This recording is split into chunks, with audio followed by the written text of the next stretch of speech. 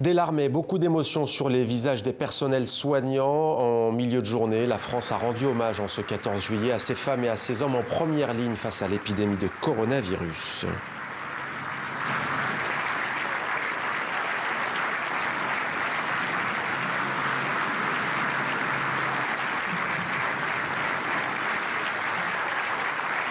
Personnels soignants qui se verront accorder 180 € par mois supplémentaires au lendemain de l'accord signé dans le cadre du Ségur de la santé. En tout cas, les aides-soignants et les infirmières. 8 milliards au total vont être débloqués. Cela suffira-t-il à sauver l'hôpital public français? On en parle avec Laurent Rubinstein. Merci d'être avec nous. Vous êtes infirmier aux urgences pédiatriques Robert Debré à Paris, membre du collectif Interurgence. Vous luttez depuis des mois, on le précise, bien avant d'ailleurs la crise sanitaire, pour obtenir des moyens supplémentaires pour l'hôpital public. À vos côtés, Agathe Chantal-Simo, bienvenue à vous, gastro-entérologue et pathologue. Vous êtes membre de l'association des médecins africains en France, médecins étrangers qui ont été eux aussi en première ligne dans cette crise sanitaire. Et puis Benjamin Morel, politologue, qui est toujours avec nous. Rebonsoir Benjamin.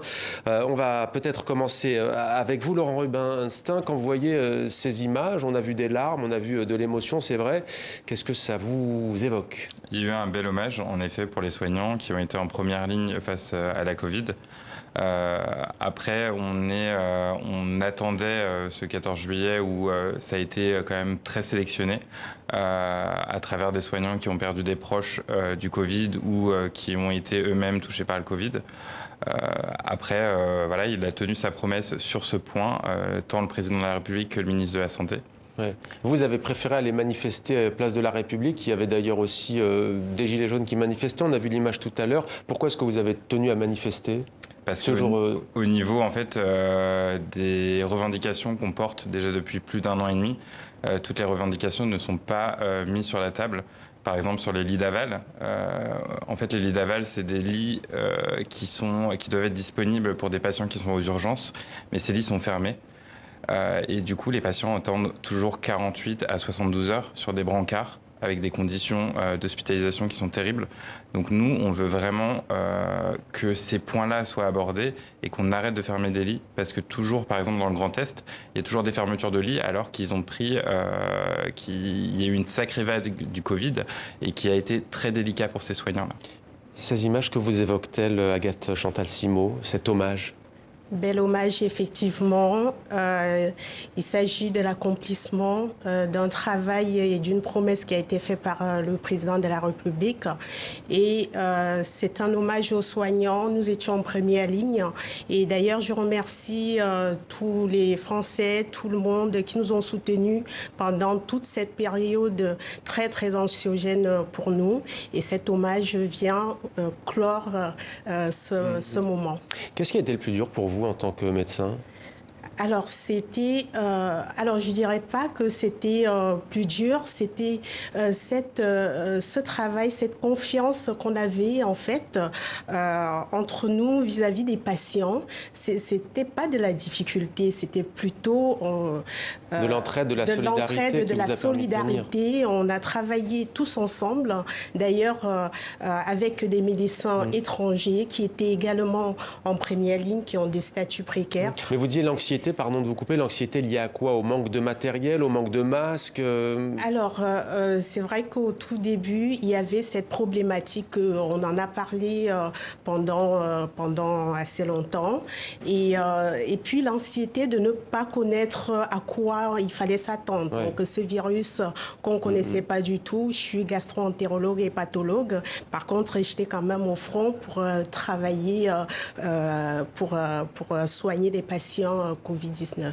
Benjamin Morel, c'est intéressant parce que Laurent Rubinstein, contrairement à ce qu'on pourrait penser, on a l'impression que les infirmières, les infirmiers, les médecins demandent toujours des augmentations, plus d'argent, plus de moyens, ce qui est un fait certes, mais il ne nous en a pas parlé. Il a dit pas de fermeture de lit. Est-ce que ça a été évoqué avec ce Ségur de la santé au lendemain de cet accord qui a été quand même hier bien mise en avant. Alors, on a un Ségur de la santé qui c'est quand même d'abord et avant tout, je parle sous votre contrôle, je ne suis pas spécialiste de l'hôpital, mais qui s'est d'abord concentré sur la revalorisation, sans doute insuffisante, sans doute problématique, des salaires des infirmiers, des médecins et du personnel hospitalier, de la fonction publique hospitalière. Et des EHPAD. Exactement. Il y a une interrogation plus large aujourd'hui qui doit s'ouvrir sur la structure de l'hôpital, dont on a pu voir en termes de lits, mais également en termes de fonctionnement, qu'elle pouvait s'avérer dysfonctionnelle. Là, il y a des négociations qui vont devoir continuer plus sur le long terme, une réflexion qui va devoir continuer plus sur le long terme, avec un calendrier législatif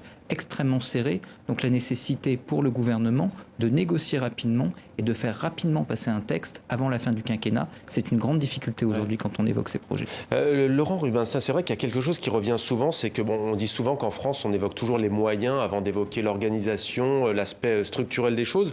84 milliards, c'est ce qui est consacré en France pour la santé, c'est 15 milliards d'euros de plus qu'en Allemagne, il n'y a pas de population comparable, mais il y a beaucoup plus de personnel administratif en France qu'il n'y en a même qu'en Allemagne. Il y a beaucoup plus de personnel administratif que de médecins en France et d'internes. Est-ce que ça, c'est une question qu'il va falloir résoudre aussi ? Après, je pense que je suis pas là, en tout cas. Je ne peux pas vous répondre à cette question parce que finalement, nous, nos administratifs, ils nous servent. On a besoin de secrétaires médicaux, on a besoin de personnes qui puissent nous aider aussi à faire une partie du travail administratif. Parce surtout en temps de crise d'ailleurs. Il y a beaucoup besoin d'administratifs. On est toujours en fonctionnement avec beaucoup de papiers et beaucoup de dossiers médicaux. Donc c'est vraiment ça. Mais pour en revenir sur les salaires, on parle aussi d'attractivité parce que les jeunes diplômés d'État qui sortent de leur diplôme, ils vont pas venir vers l'hôpital public. Si on propose une grille de salaire qui est toujours la même, où le point d'indice est gelé depuis plus de 10 ans, c'est vraiment une question d'attractivité et on veut pas, c'est que tous ces postes qui manquent, avec une attractivité qui augmente, forcément, les jeunes diplômés vont venir vers nous et vont aller dans l'hôpital public. Par exemple, en hématologie pédiatrique, il manque 22 infirmières. C'est énorme. Vous, au-delà de cette crise du coronavirus, quel problème rencontrez-vous en tant que médecin étranger ? Précisons qu'on parle bien ce soir des médecins hors Union européenne. Quelle est la difficulté ? Quelle est l'injustice, si l'on peut dire ? Elle est salariale ? Elle est... Alors, sur le statut ? En fait, les médecins à diplôme hors Union européenne ont un statut particulier. Ils travaillent dans des conditions, ils font le même travail que leurs homologues ayant des diplômes français ou européens. Par contre, ils sont moins bien payés.